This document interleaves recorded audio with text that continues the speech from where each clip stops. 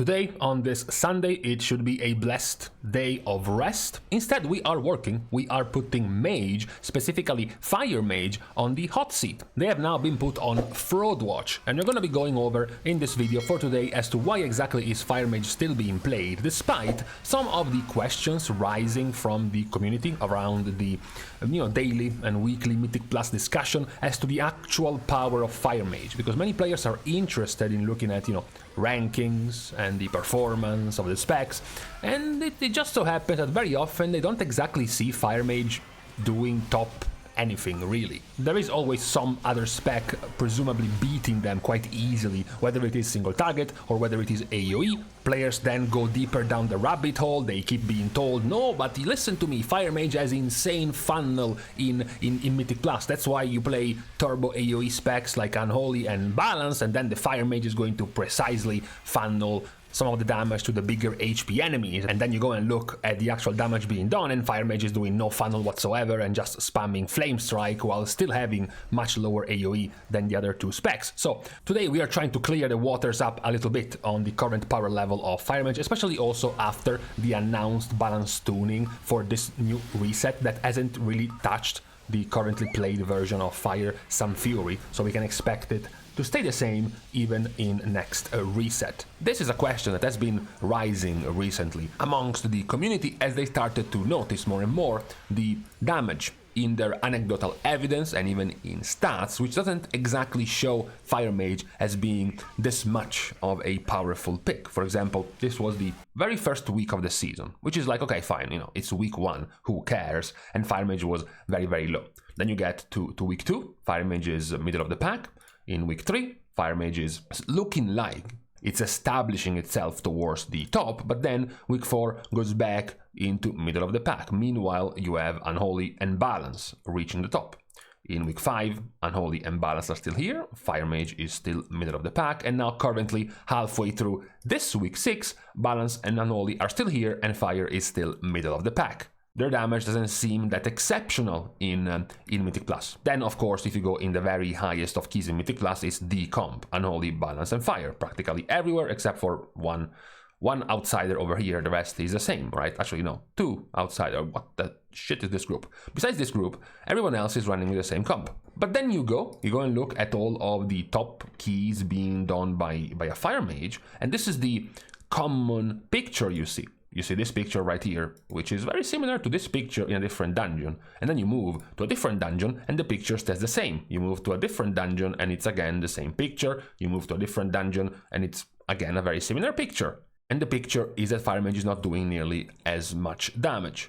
It's getting gapped quite comfortably all the time by Unholy, and very often, more often than not, whenever there is enough thrash, whenever there is enough AoE to be had, enough monsters to tag with your dots and your Starfall, Balance 2 also pulls ahead of Fire Mage. Now there has been an explanation for this for a long time when it comes to Fire, and that is the way in which they do damage. A lot of the time, Fire Mage was being praised for their usefulness in Mythic Plus for having very good priority damage. Now, using the help of my painting skills, priority damage means that if you're pulling a pack that has, these kinds of HP bars on the mobs, some specs like Unholy are gonna be doing this DPS. Some specs like Balance are gonna be doing this DPS. They just turbo AoE everyone, more or less evenly. Meanwhile, there are other specs that have the ability, through something called funnel, for example, of gaining value in their AoE on all of the mobs and dumping their resources, for example, on a handful of them, like, for example, Assassination. Fire Mage was touted to have a very similar utility, to be able to do something like this, which is what priority damage is. Why? Because your Fire Blast spreads your Ignite. So what you do is, you find the biggest, chunkier target and you pummel it with pyros. As you keep building up the ignite on one target, you keep fire blasting the target to spread that ignite on multiple enemies. And the result is that you have AoE damage from your ignites, but then also very high single target damage on that particular enemy, because that's where all of your pyros are going. that is what gave Fire Mage very good priority damage. So you have the explanation, well, sure, of course Fire Mage is losing out to these specific AoE kind of specs, but you also have to see the hidden value of their prio damage, because of course when you're pulling Floodgate, right, you are on, for example, the first mega pull of Floodgate. What is also important in this mega pull is the damage done to the Shreddinator 3000, which is the guy which is first of all the dangerous one and also the one with the most HP. So if you want it to die at the same time as the others, you would like to have more, more prio damage, right? And then you see the prio damage on the Shreddinator, and Fire Mage is not doing prio damage to the Shreddinator. So what's going on?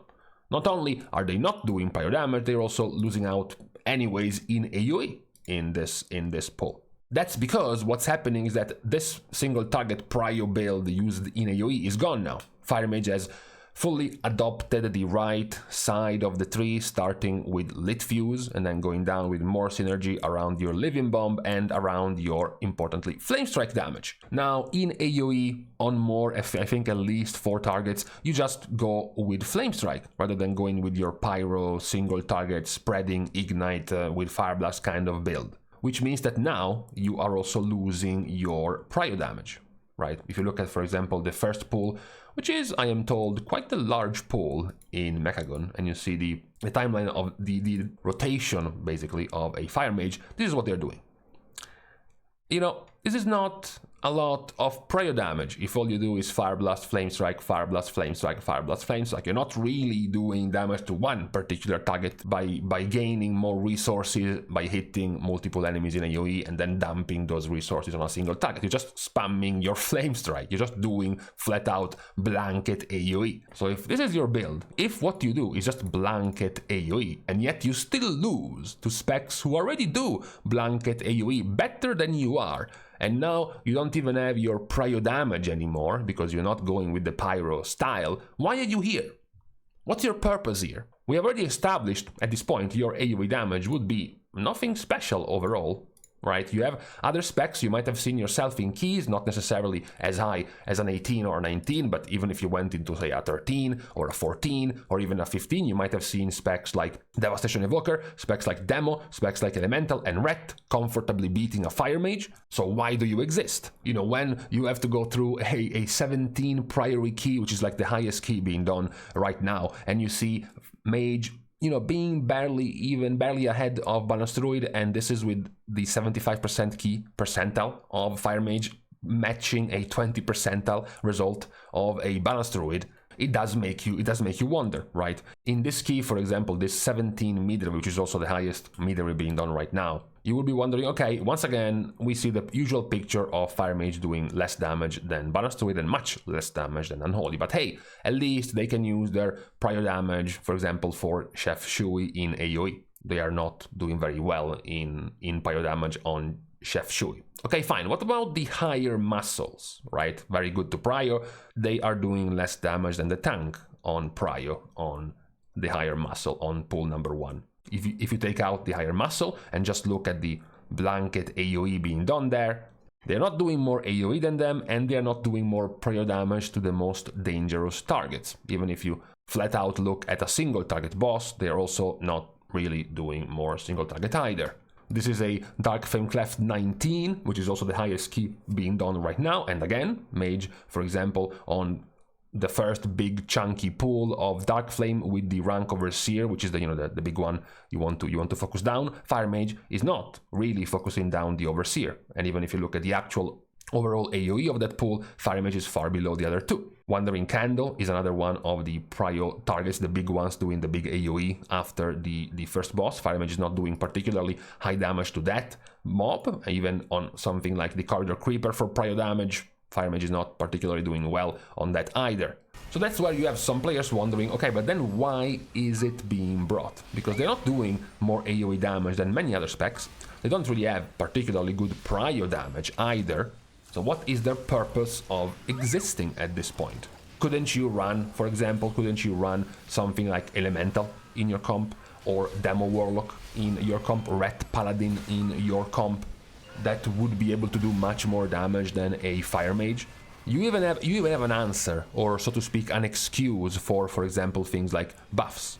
We have talked at length, for example, of, well, sure, you still need to make sure that your group has combat res, at least one, of course, bloodlust, of course, and then in this case, we talked about multiple times the combo that Vengeance would have brought to the group, because Vengeance gives you the 5% magical damage taken debuff on the enemies, which means you want to pair this together with other specs that can make use of this buff. Balance Druid can, Unholy can, because practically all of their damage is magical, and of course Fire Mage also can. So you could still replace Fire Mage with specs benefiting from this Vengeance buff. As we mentioned, Demo, Elemental, Shadow Priest, Red Paladin, you know, a good part of their damage is holy, so it will still work with the Vengeance debuff, not all of it though. And even the buff they bring themselves, which is Arcane Intellect. Intellect wouldn't work with Vengeance, Intellect wouldn't work with Unholy. It would only work with Balance and with Disc. So for example, if you brought an Elemental that gave you Mastery, the Mastery would work on all of the specs, which means that at this point, really the biggest benefit you would have from having the Mage in the group would be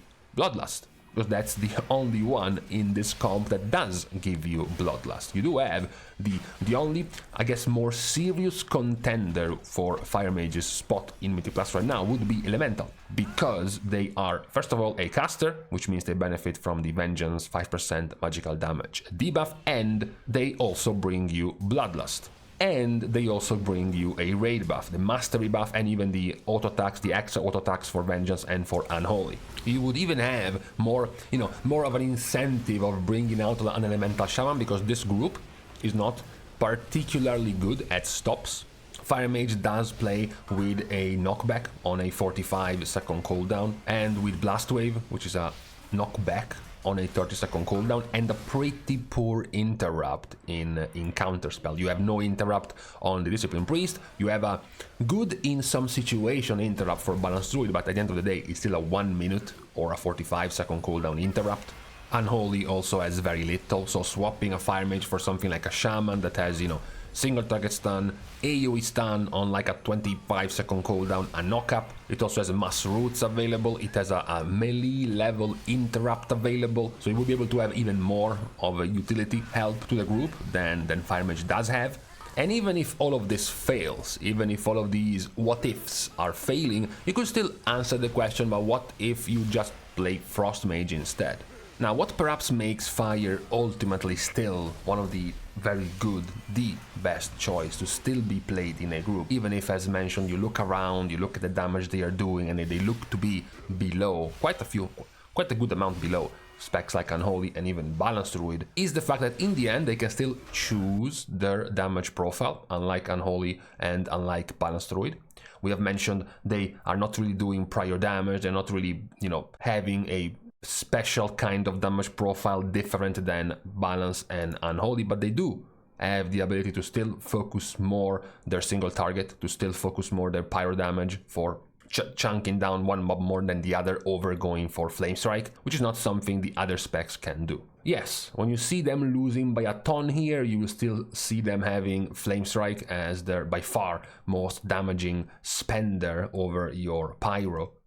But it is still a damage profile, swap they are able to have, unlike something like Balance Druid. Balance Druid can simply say, oh, I'm just gonna keep up my AoE damage while also funneling all of my astral power into Star Surge on one target. They have to continue spamming a Starfall to continue to have this high level of an AoE. They do in big trash pools. The same goes, but perhaps on an even larger scale for Unholy.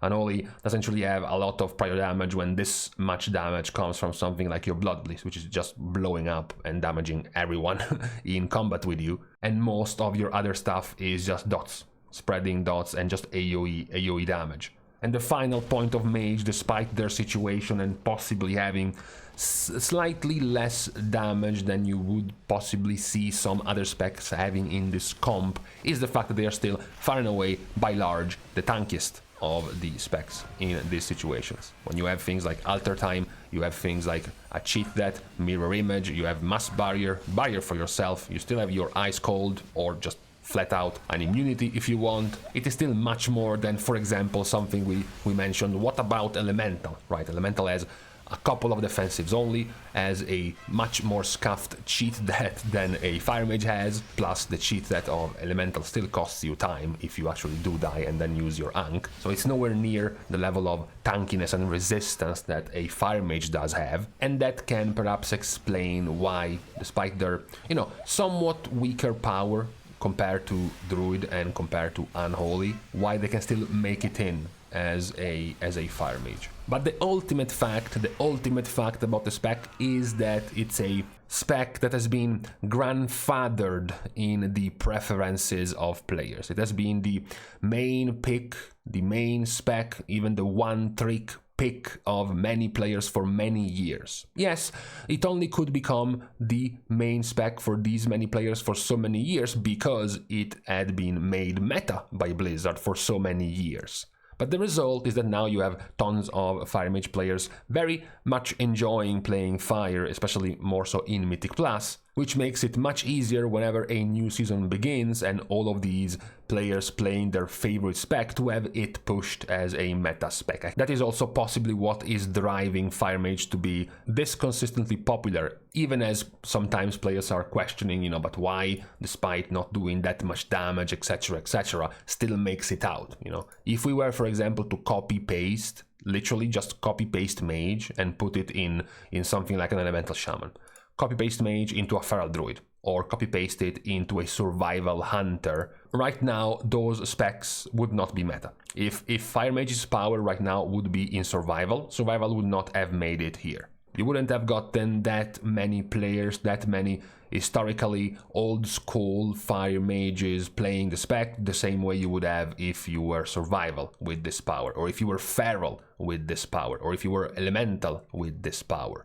So there is also that element that plays into a spec like Fire. That's why currently, those are parts of the reasons why currently you do still Fire Mage still being very meta, even if you run one of the highest keys being done in this season, and you still see Fire Mage being, so much weaker than the others overall in general, yet it is still consistently being brought in these top level keys. So this was our dissertation for today on the current state of Fire Mage, their power or lack thereof, and the reasonings as to why it is still, after all, being brought a lot in your groups. Whether it is because they are your one bloodlust user and bringer and there aren't any specs that can compete with that, or if there are specs that can compete, like BM, they wouldn't match the group profile of being a caster and matching together with the debuff brought by Vengeance. If they can match that profile like Elemental, then perhaps they don't bring enough tankiness, enough resistance and defensiveness as a Fire Mage can, or maybe even the damage profile, the ability, even though it hasn't really shown up a lot in many of these results, to be able to have more funnel damage on your pyro compared to just splashing AoE with your flame strike. Or maybe it is just because historically many of the top title pushers level of players have been playing Mage, and whenever you played Mage, more often than not you played Fire, so they are just accustomed to simply play Fire anyways, and that's why they get much more of a chance. As we mentioned, if this power, whether it was utility, defensiveness, or DPS, if this power of Fire was given to a less popular spec, it wouldn't have had the same chance at finding this much space in groups. Fire Mage will be getting the advantage of being played way more and by overall better players. So this was this documentation on the situation in the meta comp right now in Mythic Plus, and why does it include, or the possible reasons as to why it does still include Fire Mage, despite their overall damage numbers not being nearly as impressive as the ones of Balance, and even more so the ones of Unholy Death Knight, and possibly matching other specs like Ret or Elemental or Demo or even Assassination, as to why those are not making it in over a spec like Fire Mage. But For today though, with this being done, we are now leaving each other. We're starting as usual, the goodbyes, by thanking everyone for having watched the video, together with, of course, everyone else who's been supporting completely for free by liking and commenting down below, as well as subscribing to the channel itself. Now, with these things out of the way, thank you guys again for watching. See you guys tomorrow, and in the meantime, yeah, I mean, it's obvious. They have a massive hidden buff given to them by Blizzard. They are practically contractually obligated to be OP at least once every 2 seasons by contract.